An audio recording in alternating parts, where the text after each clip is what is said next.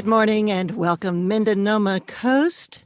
I'm Lindsey sitting in for Peggy Berryhill today, and it is Tuesday, August the 17th. We have several announcements before we get into our monthly show with Scott and Tree Mercer of Mendoma Whale and Seal Study. They are checking in with us via Zoom today and live on YouTube all the way from the East Coast. So that's coming up in just a moment, and we have a special announcement to make regarding a new event that is coming up this fall, and that will be something that we can talk about in just a moment. We've got lots of announcements to make. First, about the Dixie Fire. It has grown to over 560,000 acres, 31% contained, high winds today and tomorrow, and low humidity is expected for the next couple of days. And offshore winds and winds coming down from the north might push some of that smoke here to the coast. We're not sure, but that might be by Thursday or Friday. We do know from Peggy and Susan, who have driven to Santa Rosa today, that Sebastopol and Santa Rosa are quite smoky. So just keep that in mind when you're headed over that way. And they also mentioned that the roads were being paved in Bodega Bay as well as over on Coleman Road. So you might want to try to reroute if you're going those directions, or just at least be prepared for it. And there is going to be a red flag warning that's happening on the Northern California districts inland. And so just heads up on that as well. Let's see now, as far as the Grange goes up in Manchester, they have decided to cancel their membership potluck on August 29th. So just heads up on that. Delta variants causing several people to kind of shift gears and pivot once again. So that is the membership potluck on August 29th has been canceled. The coastal seniors are looking for a bus driver. They're having a difficult time filling that position. So please, if you would like to know more about that and become a bus driver for our seniors, one is desperately needed. And you can contact the coastal seniors at 707-882-2137. That's 882-2137. And or go to coastalseniors.org. And also, let's see. Oh, I just got a photo in from Peggy about the smoke over there in Santa Rosa. So anyway, thank you, Peggy, very much for that. Moving on to our announcements, today is or Thursday, coming up Thursday. I'm so used to being here on Thursdays and Fridays, and we switched today. So this is Tuesday, but coming up for Thursday is the vaccine clinic at Stewart's Point. This is a free vaccine clinic by Spirit Veterinary Services. It's in an indoor facility. No appointment is necessary. You can contact Dr. Jennifer Francott, Spirit Veterinary Services, for more information at 707-840-3410. That's 840-3410, or go to spiritveterinaryservices.com. I'm going to move on into some food announcements right now from Sweet Life Bakery. For today, it is mole over chicken and vegetables. They put chicken in quotes because this is a vegan and vegetarian service that they provide to the community. They do one community meal each day, 7 days a week. It's always freshly cooked and organic as possible. They have fresh baked sweets available for pickup as well. Just call them, sometime in this hour, usually before 9 a.m. They'd like to get your call, but you can call them at 702-225-8844. That's 225-8844, or email them at reception@PCA OPC Ayurveda, that's AYURVEDA.com. Coastal Seniors has their monthly lunch menu continuing today with chicken Mario, chicken thighs with mushroom and garlic, And tomorrow it is a 3-bean vegetarian chili with carrots, corn, celery, onions. It's really got a lot going on there. They are really cooking up some great meals for our community. Just call by 5 p.m. the day prior to order a meal or schedule delivery. And the delivery is for seniors and disabled adults only. And that's from 11:30 to 12:30, 11:30 a.m. to 12:30 p.m. in the Point Arena Veterans Building. Telephone number 882-2137. That's 882-2137. The Gualala Food Bank will continue again August the 27th. It's a drive-by distribution. Walk-ins are welcome. For more information, contact 785-3682. That's Linda Kennedy, 707-785-3682. And that's right here in Molalla at the Baptist Church from 11 a.m. to 12:30. And this is a big week for the Gualala Arts Center. They are doing their 60th annual Art in the Redwoods, but they've had to really ratchet things back. They've had to cut their volunteers from 300 to 30 to 40 in various teams. So there's lots of new guidelines that Seuss himself is going to come and talk to you about here on Peggy's Place on Thursday with Peggy, and that will be from 9 a.m. to 10 a.m. So be sure to tune in for that. But a couple of things are that the Boxed Hat Dinner by Chef Rebecca Stewart is sold out. But the pickup times for those who were able to get their orders in, the pickup time is from 3 to 7 p.m. and sponsors and Boxed Hat Dinners will be able to get a chance to take a first look at all the great art that they've got lined up there at the Gualala Arts Center. Limited tickets are still available for the champagne dinner on Friday and for admission. And it's a very interesting admission this year. You have to get your tickets through the Dolphin Gallery. And if you can't be there in person right now, you can call in to Gualala Arts and then you can pick up at Dolphin Gallery. No tickets will be available at the gate because they're trying to reduce the traffic that's going into the area. So just be aware of that. Contact Gualala Arts Center for more information about all the details that is regarding the 60th annual Art in the Redwoods. But they do have some great entertainment lined up, even some aerialists that will be performing, and lots of good food and art. Switching gears to a different announcement, there are loan of funds available for Sonoma County small businesses.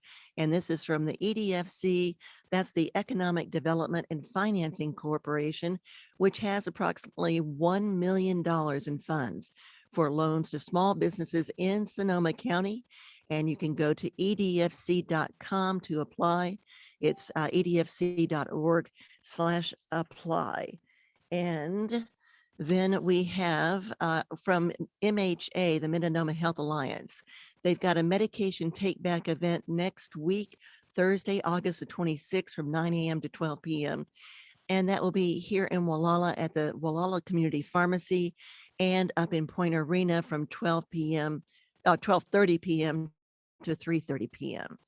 And they have lots more happening for our community.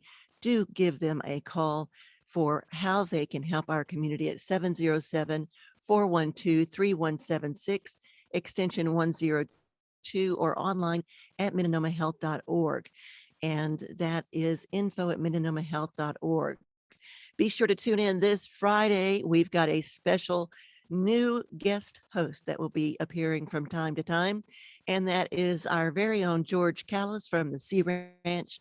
He is the editor of the Sea Ranch Soundings, as well as the founder and publisher of White Barn Press.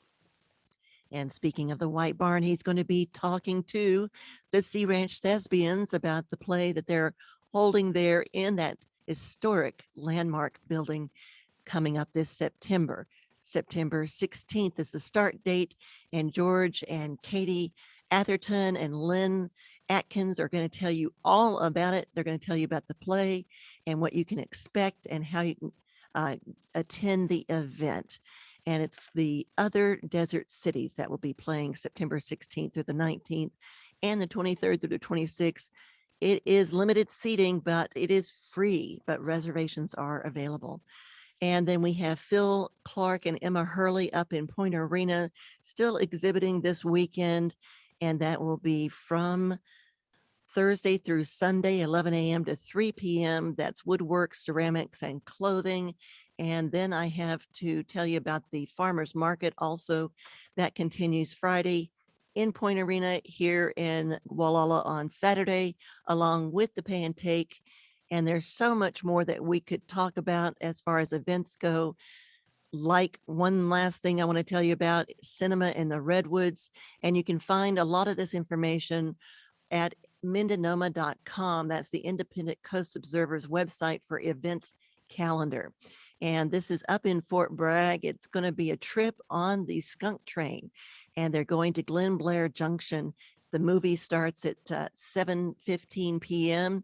and you return at 9:50. I'm doing this. I'm looking forward to it. I'm so excited.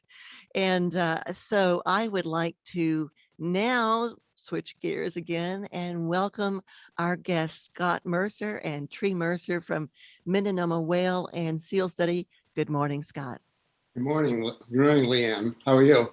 Good. Sorry about all those long announcements, but things that we had to say. Well, that's good for us to hear. Helps us keep in touch. Yeah, definitely. So how goes it on the East Coast? Well, good. It's noon here right now, or shortly after. It's another beautiful day. Supposed to warm up again a little bit toward the end of the week, but right now it's just beautiful. And Yeah. we've had quite a bit of rain here, but some of the surrounding towns are still in a drought condition here too. Not as severe as there, but water rationing and so forth. We're crispy critters here, for That's sure. what we've heard. Yeah, it's 64 degrees outside right now under sunny skies. We're supposed to get really high winds today, up to 30 miles per hour. Inland, it's going to be higher winds as well. So they're coming down from the north and kind of pushing out to the coast. So that's something that we have to be watchful for. And tell me what else is happening there. Well, let's see. We've been working ourselves. We've been working on the upcoming symposium. That's our announcement that we wanted to make. Yeah, and you must have been announcing it because we've heard from neighbors that they've heard about the upcoming symposium. Let's see. Yeah. We may have mentioned it a couple of times. We haven't really described the dates and what's happening. Yeah, well, right now we have, well, this year we're scheduling people Monday through Friday, not just Monday through Thursday. And we have only Tuesday right now open for any speakers. So it's filling in with confirmed speakers. And we have an all-star lineup this year too. And we're talking 3 hours a day, correct? We can go to 3 hours a day, I think. I'm just doing conservatively right now, 9 to 10.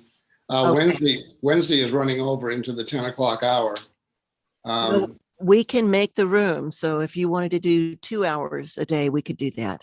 Okay, yeah, I have some confirmed speakers who haven't blocked off their time yet, and some others that I've invited who I have not heard from that I'm going to push again, like Howie Garrett, Michael Stalker, a couple of people, Jeff Jacobson, who we did invite last week and expressed an interest, but haven't confirmed yet. So, well, tell the audience a big overview of what they can expect to hear as we broadcast on KGUA and simulcast to YouTube Live so that they can actually see the speakers, see their presentations and images. It just describe the type of scope that this conference will be. Well, it's ocean life again, but we are expanding out into sea level rise and how that's a lot of people think of climate change just as getting hotter or colder or drought, drier or flooding. Hurricane, but actually, right? It's very multifaceted. And we attended a lecture last week by a woman who teaches here in Maine at Colby College. She's Jamaican. And the whole talk was about the nation states, island nation states that are being engulfed with seawater, which is a big problem. It's a dire situation. Yeah, I mean, really bad. She had some video and, a lot of graphics, a lot of photos of what's taking place. They're losing their crops, they're losing their homes, so the sea is coming right in. And where are the displaced people going to go? That's the thing. They're trying to evacuate some of these people off of these islands, but the other islands have their own nation and a lot of people on them. So that's the big problem. We're running into climate refugees, which we heard about 20, 30 years ago what happened. And unfortunately, a lot of people keep voting for climate deniers. And now we're just about at that point where a lot of this is now happening that we heard wouldn't happen from the deniers. And we heard from science that it would happen. It was interesting. I saw a graphic yesterday on one of the news channels, and it showed that Democrats, it shouldn't be political, but it is. And just like the virus is. But anyway, as far as the graphic goes, it showed about 75% of Democrats really are behind what we can do for climate change. And now is the time. It should have been yesterday and the days before, but we have to act. But Democrats, the Republicans were down at 35%. So it's just strange that with all the data and the science, that there's still deniers or those who just feel like action doesn't need to be taken. Yeah, that's exactly right. There are, some people don't like to hear bad news. I think if they ignore it or yell at it, it will go away. Right. But I was hearing, you mentioned the Dixie Fire. I saw a statistic the other day where I forget how many thousands of acres are burning every hour in this combination of 4 different fires. That's timber being burned. So those are trees that won't capture carbon dioxide and give off oxygen. So the fire itself is caused by a climate crisis, and it's creating its own crisis by burning thousands of acres of forests every hour. Snowball, it's just extrapolating out. It's just exponential, the damage that's being caused. Right. And we need to be concerned about the nation's water supply with the droughts that are going on. And right. Colorado River yesterday reached a point where the federal government, for the first time ever, said that had reached a critical low in water. So has Lake Mendocino here in Mendocino County. It's now so low. It's the lowest it's ever been. And some of the water is escaping out of what they have left. And they realized it could be because the Russian River is being drawn down by those who shouldn't be drawing it down. They're doing it illegally. And that's causing the water table then to draw down from Lake Mendocino. So they are really actively the authorities are looking into this to try to figure out what's happening there. So it's happening all over the place here in California for sure. Yeah, the nation's food supply, I think, is also in danger too. So much agriculture in Central California, and right. The water is not available there for growing crops, and there's a lot of flooding in the Midwest and a lot of heat there too. So people who aren't on board yet with doing anything about climate change better hop on pretty quick. So this is another big component of the Ocean Life Symposium, the 3rd annual, correct, that you're holding, right? Yes. And we have, speaking about marine life, but also what's going on with the climate, which is affecting marine life. And shouldn't forget that the tiniest organisms in the ocean, the plant plankton, which are the basis of the food chains in the ocean, also capture those stats I knew. I forget how many tons of carbon every day, but also give off about 2/3 of our oxygen. So the phytoplankton is also affected by climate change as well, the plant plankton. So yeah, we're gonna discuss a number of those things with the speakers that we have. Also acoustics. I'm looking forward to that one since we missed it last year. Yeah, Jeff Jacobson, if he confirms, he does quite a bit of work with acoustics up off of Northern California. Oh, great. He was sending me humpback whale songs last year that he was recording, showing that there was still plenty of humpbacks coming down from the north, even though it seemed like the humpbacks had already passed through on their way to Mexico. There were still many more coming because he was recording them singing up off of Trinidad up that way. Sweet. Yeah. If you are just tuning in, if you're just watching us on YouTube as well, this is KGUA in Wallala, 88.3 FM. I'm Leigh Lindsey, host of Peggy's Place Today. Well, along with Scott and Tree Mercer. This is Scott Mercer of Mendoma Whale and Seal Study, who has been talking to us today and telling us about the new Ocean Life Symposium, the third annual one that will be coming up this fall. What are the dates again on that, Scott? October 25 to the 29th, Monday through Friday. 25. And each speaker this year will have up to an hour. No one has grabbed that full hour yet, but we have some at 45 minutes. And quite a few are, the 30-minute slot is very popular. Which slot is it? The 30-minute one. Oh, really? Yeah, because last year was with everybody was held to 15 minutes, which is almost like a speed talk. Well, it was like speed dating. Yeah. we were just trying to figure out what would be the best way to do it within the hour of Peggy's place. And then this year we were thinking, let's expand it out since it was so successful last year. Why not give it another 2 or even 3 hours over a period of a few days? But you've now stretched it out over the week, and that's fine because we're happy to do it. What you guys are talking about and all the speakers that you're going to be bringing in is really so important for us to hear from all the experts in their field exactly what's happening on a deep dive, so to speak, into the topic that they have to share with us. And can you tell us about some of the speakers again that you've lined up and what topics they're going to address that we haven't touched on yet? Well, as you know, not too many people get the LA Times up in Gualala, I don't think, but there was a huge story on the front page of the LA Times last Sunday, which is becoming available online now. We'll share that too. I think that we may have shared it already, but I'll make sure to share it again on our Facebook page and also on Instagram and Twitter. Well, something is killing gray whales. Is it a sign of oceans in peril? And Pulitzer Prize writer for the LA Times, Suzanne Rust, and photographer Carolyn Cole worked for months and months on this story. And as I heard from people who get the paper, it ran on for 5 pages in Sunday's paper.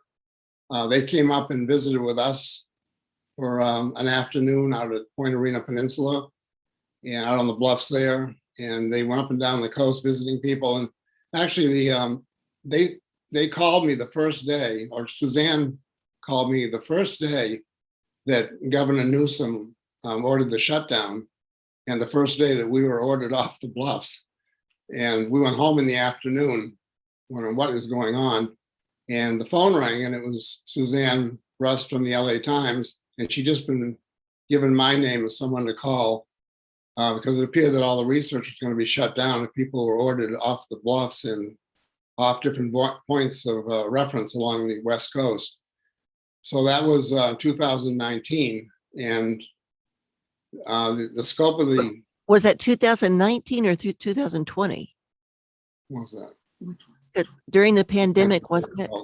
Actually 19. Yeah, it was 19, 2000. Really? Yeah, April. And so we had a little discussion on the phone about what we do, Tree and I are doing up here. And, that we had apparently going to be shut down like everybody else was. And I think, I'm not sure about this, but I think the American Cetacean Society's big effort, I know they were shut down there in down Palos Verdes. It's so long since we've been out there. Anyway, I think they gave her our name as someone else to contact because since we're out every day doing a census. And so Suzanne called me, asked some questions, and then she called several more times and said that the LA Times would be sending her and Carolyn up the coast in a camper, and that didn't materialize. They did head out. At first, it was going to be a big scope on how the shutdown was affecting everything in the economy. Then they narrowed it down as more and more dead whales washed in, gray whales. It got narrowed down more and more to the ecology, and then the health of the ocean and what was going on with this unusual mortality event. So we stayed in touch. I was wondering what happened to the camper. They were going to be driving around the state. And Suzanne did put one dispatch in from Yosemite at the time because the parks were so empty, but they were sent down to Mexico and up north of us and finally came and visited us. and then went down to Sausalito to the Marine Mammal Center. And I think they went up to Noyo as well, talked to Sarah Grimes. Up in Fort Bragg. Yes, and they were all over the place. And that's why that story. Bill Keener. Yeah, spoke to Bill Keener down in the Marine Mammal Center. And so this story really took, well over a year and a lot of traveling for them to, it was 2020. Oh, you were right, it was 2020.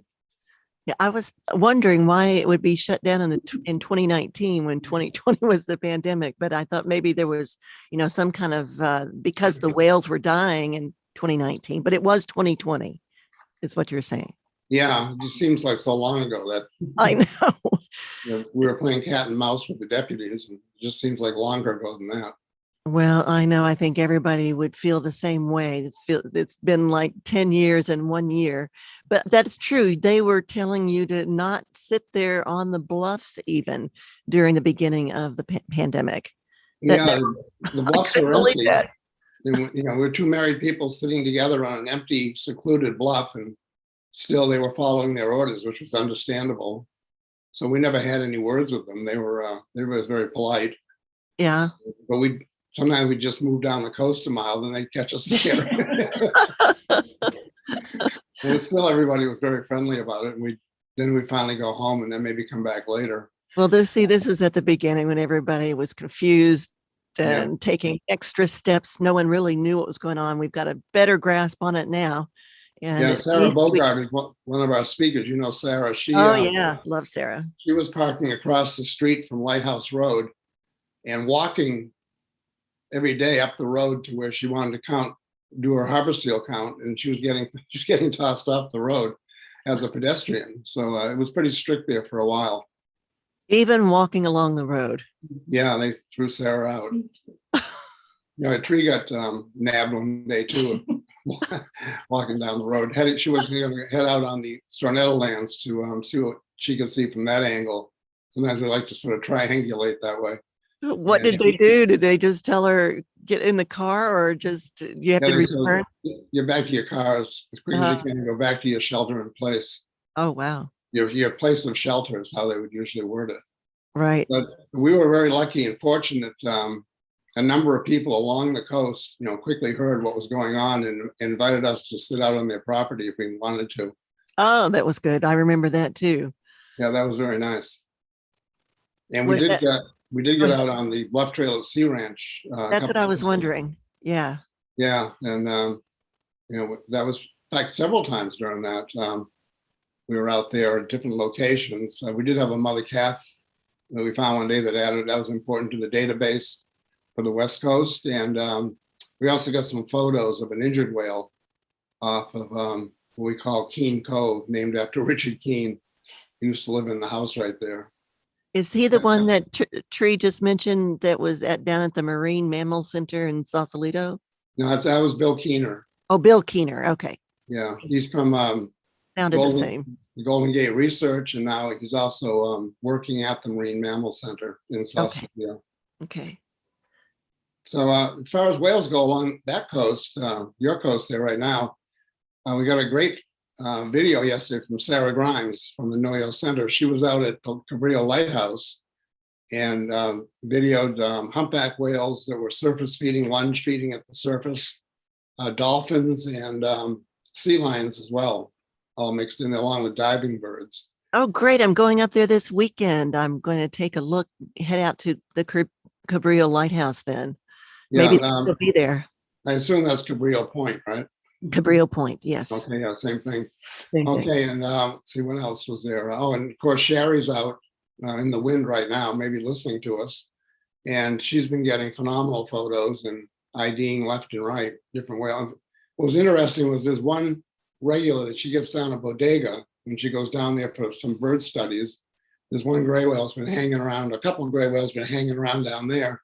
And she just photographed, I forget what she calls that particular whale, but up at Saunders Reef, right there in Gualala.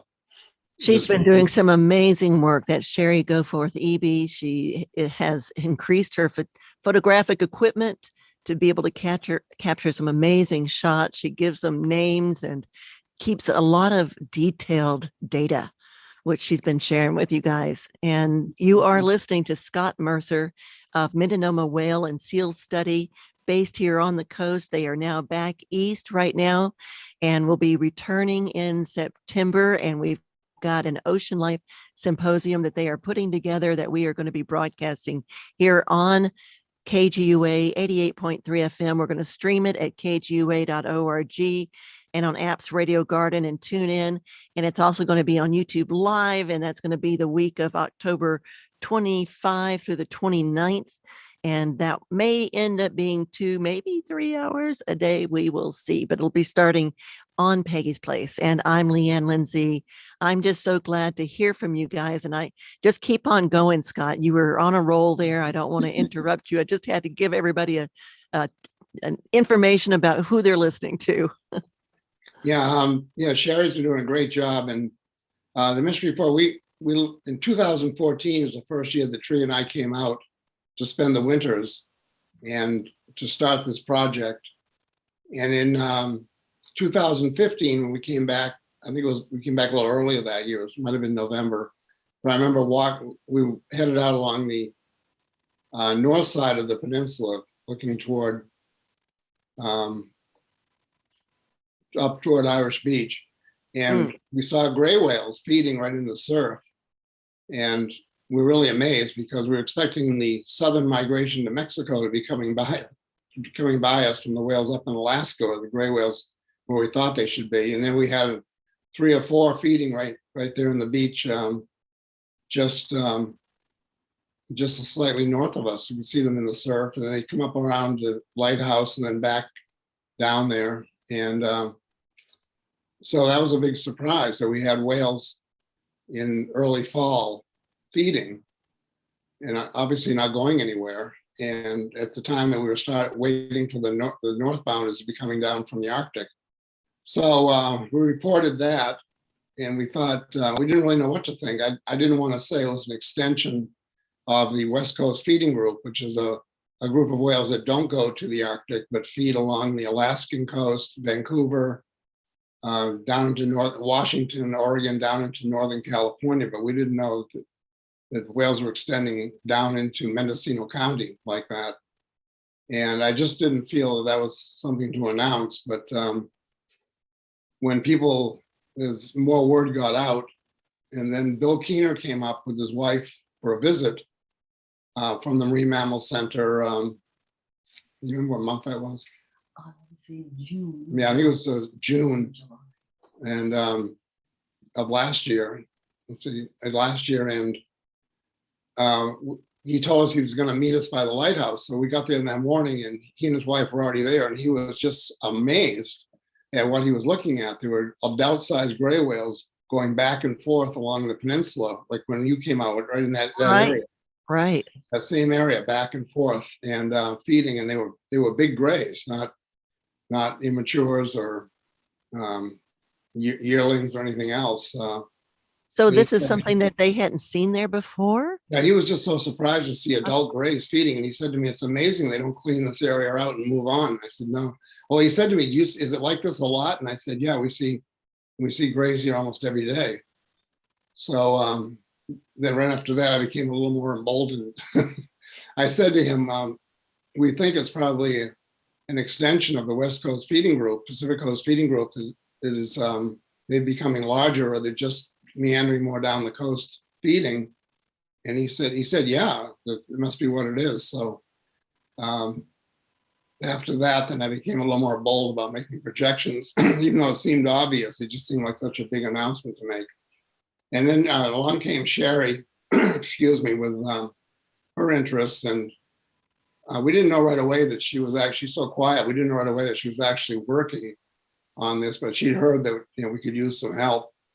And then I actually finally met her at the KGUA Christmas party that year. And we got talking a little bit, and turned out she was out quite a bit. And we kept running into her, like around Saunders Reef. And then she called me one day from behind Trinks in that parking lot area.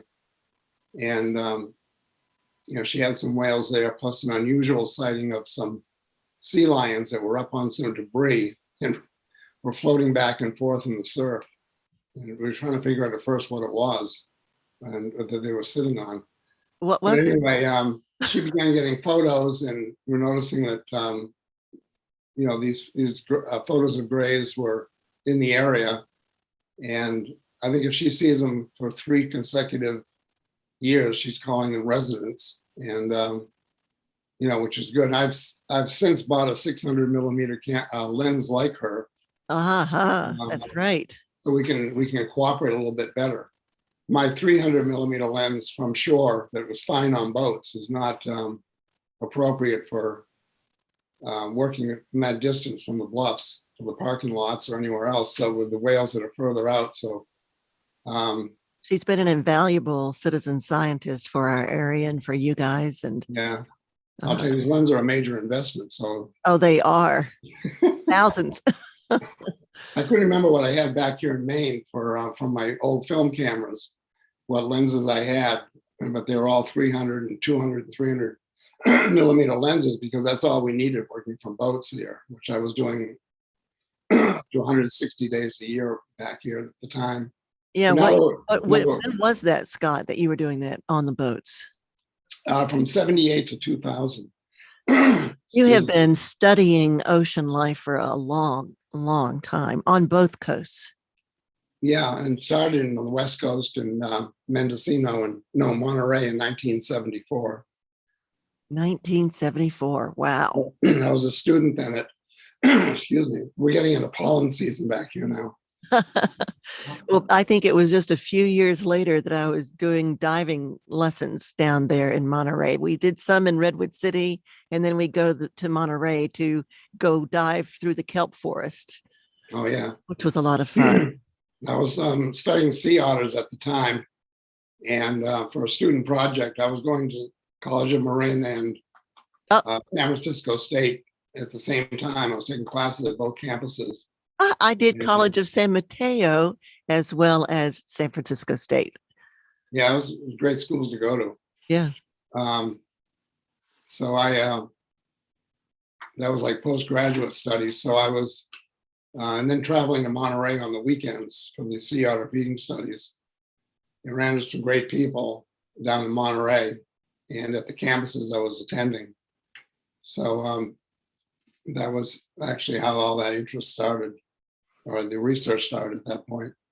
And you have met some incredible people all along the way. This is how you can bring such a variety of speakers to the Ocean Life Symposium that we're doing in October. Yeah, Sherry will be one of the speakers. All right. And we've co-authored a presentation with her at the International Biennial Conference of Society of Marine Mammals in December in Florida. So hopefully COVID's not going to make that go virtual. Right, that's a huge. Yeah, that's several thousand people from all over the world attend that. Right. And we sent in 2 abstracts, and they were both accepted. And one is with Sherry's work on it's actually evidence of year-round residency of gray whales off the southern Mendocino and northern Sonoma coasts of Northern California. That's the title of that presentation. And then we have a second one I'll let Tree tell you about here in a couple of minutes when she pops in front of the screen. Oh, and by the way, do you guys have any visuals whatsoever that you might want to share today? Or we can plan for it the next time you guys are on. But I know that we didn't plan for that today, but I did allow for sharing just in case. If you don't, that's okay. Yeah, we have, should mention some of the speakers. We have Ted Sure. Cheeseman. Ted Cheeseman has signed on. He is, anybody who saw the film The Whale Detective that was on KQED several nights on PBS, he was a big part of that movie. Oh, that's right. That's one I really want to see. And The Whale Detective. Awesome. that's KQED, incredible. and that's streaming probably now, correct? Yeah, it was a British journalist and his girlfriend were kayaking off Moss Landing, and a humpback whale came out of the water, a full breach, like a missile, and landed on their kayak, and they both survived. But he became fascinated with that whale. He wanted to know what that whale, which whale that humpback that was, the individual. And as it turned out, a number of people were filming all the humpbacks out there that day, and some people actually caught a video of the whale coming out of the water and landing on them. And so there was enough ID marks on the whales, a little bit of the fluke as the whale twisted in the air and came down, a flipper that they caught pretty well, and the white markings on the black flipper. And so they went to Ted for one. Some people told him to see Ted Cheeseman because he catalogs, archives the humpback whales. Now he's getting into gray whales too, but he has an enormous catalog of North Pacific humpback whales that are individually identified. So he helped them track down which whale actually landed on them and the database of previous sightings and sightings after that of that particular whale. So we have him as a speaker. Great. His project's called Happy Whale. I've never quite heard a catalog named that, but great. Actually, I've known Ted since he was 8 years old. His family used to go out whale watching with me here in New England when they would visit from California. And his dad and I have been great friends since the late 70s. And I've known Ted since then when he was 8 years old. That's what I was talking about, those connections. Yeah. He's like the kid on the boat who made good. And we have, I mentioned Sherry, Richard Charter. Love Richard Charter. Local hero along the coast. Yep. Most people are pretty well familiar with his accomplishments and what he's done. And we have Suzanne Rust, who wrote the article I was mentioning about on the LA Times. Right. Pulitzer Prize winner. She has accepted my invitation to be a speaker. And that's she great. did an in-person study on the Marshall Islands in the Pacific that was atom bombed many, many times. And she has quite a presentation on that I saw some of on YouTube. And she has agreed to be a speaker. She's going to take about 40 minutes, I think she agreed to. And on Wednesday, and we have Jack Barkowski, who is very enthusiastic grad student at Santa Cruz. And he's been working on entanglements and the science of entanglements. It's more than the whales just getting caught up. There are whales that you see sometimes with marks and scars, and the whole science is identifying whether or not that came from a previous entanglement or from something else. And so he's going to give an update on that whole project. And then Zach Kleiber will be back. And I think Zach is back. Zach is back. And he's been out here on the East Coast and staying with us. He's been, right now he's in Guatemala, believe it or not, but visiting his family there, but his wife's family, his in-laws. But he's spent time here on lobster boats testing ropeless gear. And it's been 100% successful so far. So he's going to give us an update on that. When he spoke last year at the second symposium, it was an idea and a project that looked like it would work. And now he's actually been out here this summer, going out of Kennebunk, Maine, and I forget where else along the coast, up toward Portland and up toward Bar Harbor, where he lives when he's here, and staying with us when he's been close by. So that's been 100% successful over and over again. And the thing now is to keep testing it and also bring the price down so it'll be more affordable to lobstermen and crabbers. We want to make this available on the West Coast too, obviously. Obviously, yes. And Zach is back, but Richard, Sherry, and those people with the amount of time they're taking have pretty well filled up 4 of the 5 days. So I'm going to follow up with a couple of people I've invited who have not confirmed yet. And, we'll let you know each time. Great. Thank you. That's Scott Mercer of Mendoma Whale and Seal Study, along with his wife, Tree Mercer, who's coming up next. We've been talking about an Ocean Life Symposium, the 3rd annual one that we're going to hold in October on the 25th through the 29th, the whole week. It may be 2 to 3 hours. We will see what unfolds, and we are going to be simulcasting that on YouTube like we are now. And that way you can see all the visuals and presentations. I'm Leigh Ann Lindsey, your host today on Peggy's Place. This is KGUA in Wallala on the Northern California coast, 88.3 FM, and streaming at kgua.org. and on apps Radio Garden and Tune In. And Scott, did you have anything else to share with us before we turn it over to Tree? No, I wanted to get to the lineup, and we just did that. So I Sure. want to encourage people to get out. I know it's a little bit windy there for the next couple of days. I have Gualala and Point Arena on my phone weather here. Keep in touch with what's going on there. I see the wind warning is up. Yep, You that mentioned- wind warning mentioned is up. Yeah, Sherry's probably out there right now in the wind. It was windy yesterday afternoon. Yeah. So Yeah. to encourage people to get out there because we really need all the sightings we can get. Get an idea of what's in the area and keep that database going. Not just the gray whales, a lot of humpbacks around right now. David Tettleton, who lives in Gualala, with the time change, he sent me a text the other night, which I actually read in the middle of the night here, that he's out salmon fishing, and he was mentioning a lot of whales. He felt that the kelp was actually coming back from where the area that he fishes through. And I understand the wind helps the kelp come back. Well, that's good to know. Yeah, somebody described how when the winds are blowing, it helps the forest actually grow because of the wave action. Oh, good. Yeah. Yeah, that's good to know. That's one good thing that the wind does.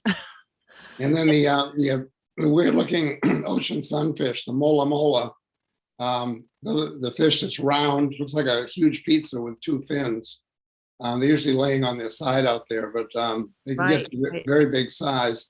And it's an easy name to remember, mola mola. Well, David saw one that he estimated at 1,500 pounds. So I'm glad he didn't run into it with his boat, because they can sink a boat, and they can also disable a boat. That's the size of a horse. It is. As a horsewoman, I know this. So anyway, keep your eyes open. There's lots going on in history. All right. Well, thank you so much, Scott. That was Scott Mercer. And coming into view now is Ms. Tree Mercer. Hello, Leanne. So good to see you. Good to see you. And I can't wait till you're back here on our coast coming up in Soon. September. Mhm. Yep, we are, if all goes well, we plan to be pulling into Walala on Sunday, September 12th. Awesome. Well, Yeah. I'm looking forward to that. Well, what do you have for us today? I'd like to start with an update of the unusual mortality event, which Okay. I try to keep everybody up to date each month. And what makes that possible is that NOAA, they update their statistics on their website each month, which I find very, very helpful and valuable. So here is the overview of that. Since July, we have lost 7 more gray whales. And of course, it would stand to reason that these gray whales are now showing up on the coast of Alaska, because that's where the vast majority of the population should be passing by to their summer feeding grounds in the Beaufort and the Bering Sea. So unfortunately, since July, 7 more did show up deceased in Alaska. So here are the numbers for as of now. Alaska has had 15 deaths, Washington State 8, Oregon 2, and California 18. So actually, actually, as of now, and I know there's still several more months, but as of now, California has seen the highest number of gray whale bodies, which is sad. So it's 43 for the United States. For Canada, only 2, United States 43, and Mexico had a great number of them this year, 54. So I find it so bizarre, from Mexico all the way up to Canada, why suddenly there's so little up there in Canada, but it just gets bigger and bigger loss as you go down. Yeah, that is true. And Mexico sees so many because that's where the most of the population of breeding age, they go down there for the winter time to, if it's pregnant females, give birth in those warm waters of the lagoons. And the other unattached males and females, they go down there for breeding purposes. And so they're there for a good portion, several months of the year. And I think that's why Mexico sees so many. And those reports are not happy news. They are reporting many of the grays are very skinny. They're in poor body condition. And this all is being studied right now as to where is this disruption. And that's what the LA Times article does such a great job explaining. Suzanne Rust, I can't say enough about how thorough and detailed and insightful her article is. In the LA Times, she has spoken to numerous scientists and researchers, and she herself visited the lagoons. And she did this during COVID when she and her photographer were the only people down there. They had the guides to themselves. No one else came that year. And she had a wonderful experience down there, getting to know the whales and how they're studied. I am so glad you guys have her as a speaker this year for the Symposium. Yes. I was so thrilled that she accepted, and that was wonderful. Yeah. Okay, back to the stats. So there's good news though. In 2021, as of August, 99 deaths overall, whereas in 2019, that was the highest, 216 deaths, and in 2020, 172. So you could see that it's coming down. Yes, Right. It's definitely trending in the right direction. Mhm. I think the UME will be in place until those numbers start to recover. And what I mean by that is NOAA, who sets the population for many different species, the gray whale population in 2016 was a high number. It was 26,930. But in 2000, they said 19/20, the new estimate was only 20,580, which is 6,000 less. Yes, Wow. 6,350 less. That represents a decline of 23.7%. I don't think they will stop the UME until either a cause can be identified or those numbers start to rebound. So that's what we're all hoping for, is a rebound in those numbers. So overall, since May of 2019, we have lost 487 gray whales, but that represents maybe only 10%. That number could be closer to 5,000 because not all dead bodies wash ashore, you see. Right. Yeah. I was training a new volunteer the other day, whom you know, that's Roberta Chan, Oh, who was a yes. regional park ranger for a long time. And she had a call about a dead sea lion that she needed to get to. But by the time they got there with the Noyo, what's the research center up there? In Sausalito? Fort Bragg. Oh, the one. Oh, yes, the Noyo Center. Yep. Right. The Noyo Center was sending someone down, but Yes. then when they got there, it must have washed out by then with a higher tide. But that can happen as far as being able to track the numbers, because they can just be washed back to shore or just never come to shore. That's right. That is absolutely right. So, but we are fortunate that we have those people who are trained to do that and to study. Like Sarah Grimes always has said, as it is, to find a dead marine mammal, she looks at it as an opportunity to learn more about them. Right. That's right. Lots of clues, and you just have to be the sleuth and determine what the origins are. That's right. The That cause. is true. Certainly ICO, they want to follow up. Okay. What's that? I'm not sure. Scott said I just got an email from the ICO. ICO. You want to do a follow up on the LA story. Oh, okay. The ICO is asking Scott for a little follow up on the LA Times article. Excellent. So I hope that they will carry it, at least portions of it, and do some coverage on it. Yes. Go definitely. Independent Coast Observer here in Wallala. That's right. I have subscribed to that online, so every Thursday I get to see it, and I really enjoy staying up to date. And of course, Mendoma sightings, Gene Jackson's column. I can't miss. I have, my life is not complete unless I read that once a week. I know. We That's do how I love feel. our online digital versions. Yes, I we still get do. the printout version too, because I just enjoy looking through it that way as well. Yeah. So what else do you have for us there? Other things I wanted to mention about the photo ID project that Shari Goforth is involved in. What's really great about what she's doing, identifying and naming these whales, is that this is a wonderful opportunity for collaboration. I recently learned of a photo ID project in the lagoons down in Mexico. Really? Yes, I was not aware of that until just recently. And they have a wonderful catalog.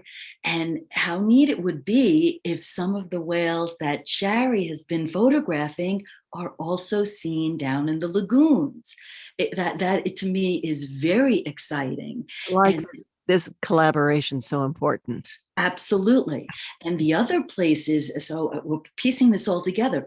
Up in the state of Washington, there is a catalog of gray whales that is being done and overseen by the Cascadia Research Collective. Shari's been in touch with them as well. A little further to the south in the state of Oregon, there is a scientist named Carrie Newell, and she has a photographic a field guide, which Shari is working on, and of the whales that she sees as summer residents off the coast of Oregon. And now we got Shari here in Northern California. So I'm just saying that if we can piece together these are, oh, and then of course, Happy Whale.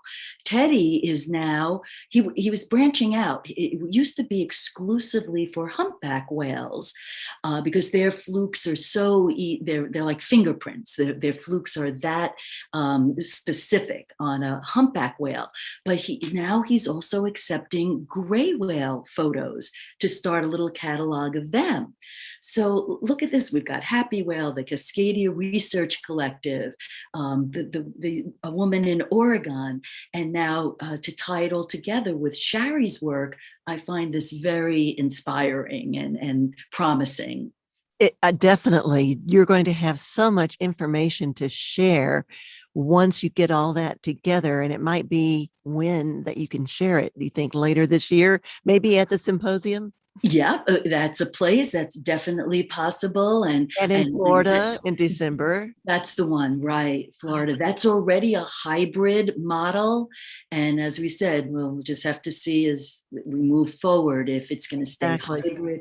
Yeah, but that would be a great chance. We just have to pivot and change at the last minute notice. That's just what we've learned to do. That's right. Do what we can to keep ourselves safe. That's right. And we have to be as adaptable as the whales are in the ocean. Right. They're adapting to many things that we have thrown at them. So be adaptable. And what's that thing like when you're like a rubber band? Resilient. Resilient. Yes. Yes. Flexible. Well, we're at the end of our show here. Okay. Tree, I just enjoy talking with you and Scott so much. That's Scott and Tree Mercer of the Mendoma Whale and Seal Study that has been here on Peggy's Place today. And I'm Leanne Lindsey. This is KGUA in Wallala 88.3 FM. And we're just going to say goodbye to you guys. Did you have one last word you wanted to share with our audience? No, just to, like Scott said, on days when the conditions are favorable, get out there and keep looking. We had neighbors on Iverson Lane who are sending us photos, videos. I have videos of 3 gray whales right in close to Hearn Gulch. Shari was there that day. She's photographed all 3 of them and identified them. So just get out there and look at the ocean and see what's there. All the way up to Fort Bragg, where I'm headed this weekend. So I'm definitely going to be out there looking. Good. Enjoy it. All right. Good to see you both. We look forward to having you back in September, and we can't wait till the October Symposium from the 25th through the 29th that we're going to be simulcasting here on KGUA. Thanks so much, Tree. Okay, thank you, Leanne. Bye-bye. Take care. Bye-bye. All right, and we're going to leave our